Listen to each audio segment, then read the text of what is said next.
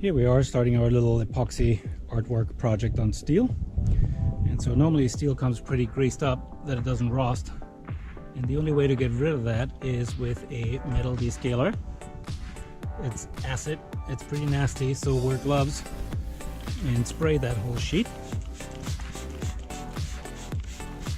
And let it sit for a minute and then just wipe it off and the grease be gone. Alrighty, now that it's descaled, it's nice and clean and shiny, and we'll just wash it down to get the acidy part of it. That way you can mark it up and dunk it into acid, which makes it rust overnight. Here's the degreaser drying. I hope that it's actually going to rust in this pattern. That'd be super cool. I figured a round edge might be nicer than a square edge to make sure we don't cut ourselves later. So just have a little circle here. Mark this up and we'll grind it up tomorrow.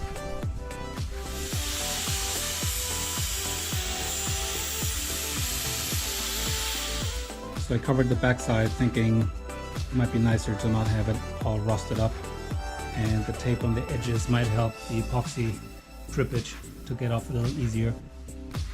This is the real nasty stuff. Muriatic acid, you can buy it at Home Depot or Lowe's. You use it in pools, I think, but that's what makes it rust really quickly overnight. Downside is if you get it on your skin or concrete or clothing or anything, it's going to burn a nice little hole in it, so be careful. And brush it really slow and gently to make sure nothing gets spritzed around. So this now is a day old, or actually it's 2 days old. First time I had it in the garage overnight and it wouldn't rust at all. So I just squirted a little water on it, and sure enough on the second day it rusted like this, but it's not as nice as I was hoping. So here's a new idea. I'll just put a little water with some acid diluted on it, and we'll see what that does.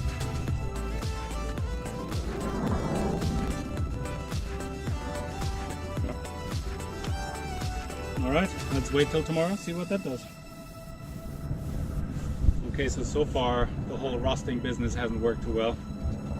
Rusted kind of flat, it was boring, then I thought I'd put some more acid on it, which took all the rust off, so that didn't work. And here's a new idea. Steel on grass. Hopefully it rusts in a grassy pattern. Let's see.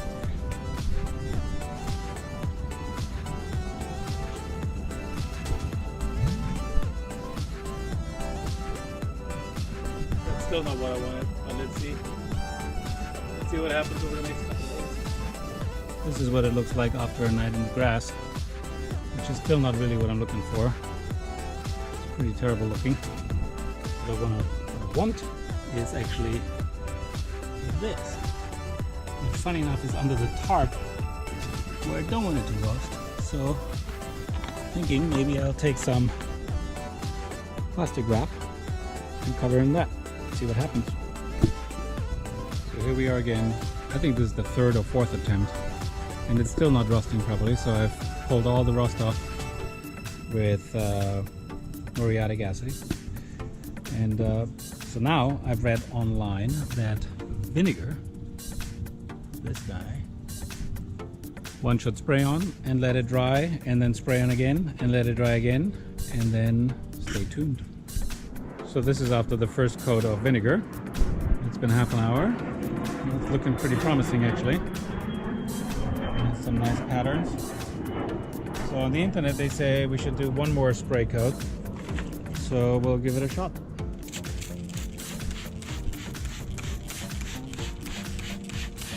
This is now another half an hour after the second coat of just vinegar. So that seems to have worked the best so far out of all of it. There's some cool patterns. So I'm torn if I should put the peroxide on it or not. Because this is actually pretty nice looking. But hey, this is the fourth time, so I might as well try it again, right? Okay, so this actually rusted up pretty nice. And the next step that they were saying online, they said take a spray bottle put in half a tablespoon of salt, mix it with 2 ounces of vinegar, then pour in some peroxide, 16 ounces of that. Here's the magic formula, so they say, and we'll see what happens. I'm gonna go gentle because I have no idea how bad it's gonna react or not react. Alrighty, I think this has been the 5th or 6th attempt now, and now this was just vinegar, and it finally came up with the pattern that I like. It has like almost little flames. So now to lock this in, I'm gonna put some clear coat spray on it, and for that I'm using this. And let's hope for the best. This is hopefully the last time I gotta do this. Here's the next step. Taking double-sided Scotch tape. I'm trying to get this image center of the steel plate. So to line this up, I made myself a guide on that brown paper. I just taped it down with regular Scotch tape. I don't know if you can see it. But now I can just fold it over and it should, in theory, line up, but it's all even. So now we're gonna clear coat the picture and the frame with this clear spray again. So the epoxy is gonna adhere better to the photo. Sometimes it pearls off, so you need a little foundation for it. So here we are, ready to pour some epoxy. I built a tent to catch some dust. I'm gonna pull that over the picture once the epoxy is on. And then I've covered everything, and I built a little rim so the epoxy is not gonna run off while I'm spreading it. And as it's still liquid, I'm gonna take it off to have it flow over the edge. This is the epoxy I'm using. It's a company called Art Resin, very easy, artresin.com. Super clear, doesn't yellow supposedly. And what I use to stir it is just one of those spatulas that you get at somewhere, kitchen store. And then this trowel from Home Depot, because Art Resin says it should be 1/8 of an inch thick. So there you go, that should do it. And then also important is that you guys mix the epoxy and the hardener for 3 to 4 minutes. Here's something I forgot to mention is that while you're stirring, stir really slow to make sure you don't get any air bubbles in, or the least amount of bubbles.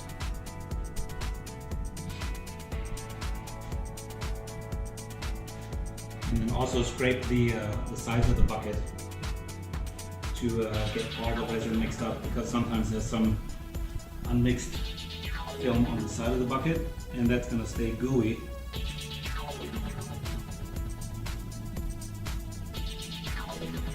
So now we get an hour to get this all figured out.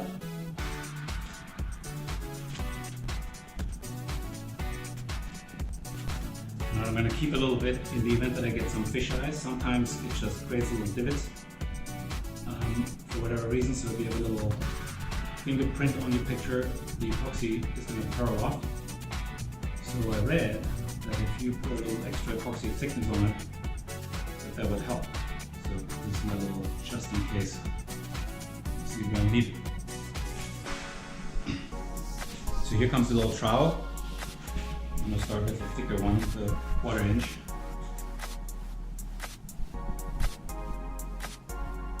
I'm just going to float it.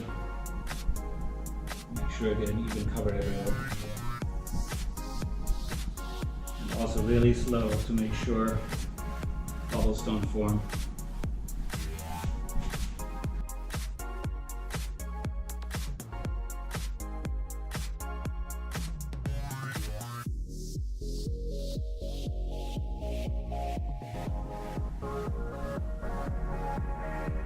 Okay, this is it. That's as even as it gets. I hope.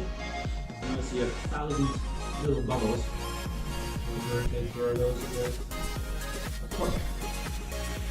Yeah, this is a great little device. It's a flambe torch. I bought it from Art Resin, but you can get it at Home Depot or any other shop. And it's a propane torch, and just that little flame at a distance, just that little burst of heat pops all the bubbles. It takes a while to find all the bubbles, and also don't go too close because it'll singe the epoxy or the picture or whatever you have underneath it. But you can see that as you go across, there's thousands of little bubbles popping. The hard ones are the micro bubbles that are deep in the epoxy. That's kind of a tough one. That's my second coat. You already see that there's some dimples forming. That's little divots in the epoxy. I'm not quite sure why that happens. It's either that there's not enough epoxy on it, or there's a little fat stain or fingerprint or something that makes it repel off the picture. So I think the fix for that is to just pour a little extra epoxy on that we kept earlier. This is a pretty big fisheye, so I'm just going to pour something on it, hoping that it's going to self-level and take care of this.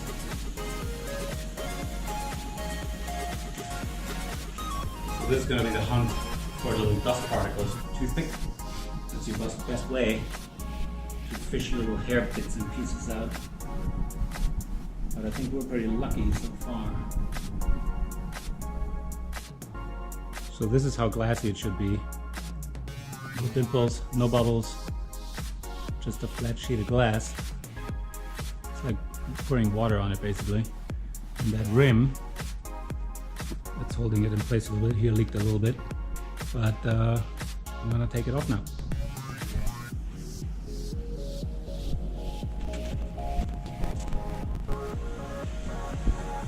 So if you buy these kind of gloves online, make sure they're the right size, because mine sure are not. They fit 3 or maybe, but not an adult.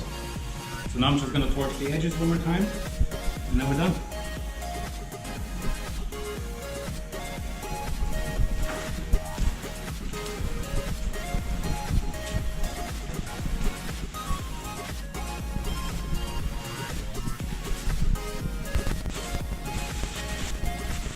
In terms of temperature, this is what it should be, or at least that's what hard resin says. So it should be between 73 and 77 degrees. And low humidity, so if it rains, that stuff won't cure. Alrighty, here comes the big moment.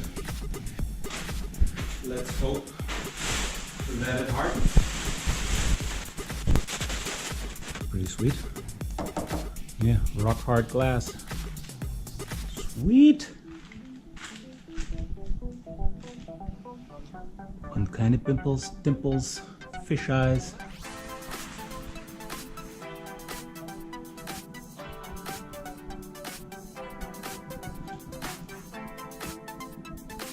So from the full company to hang the picture, I don't know if you can see, standoffs.com, and let's see how this works.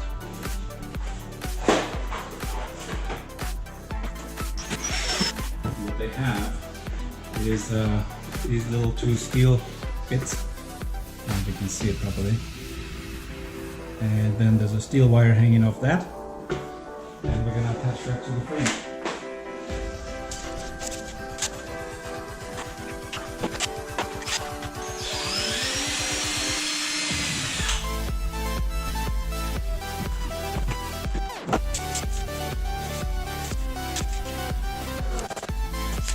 The other end is a bracket like this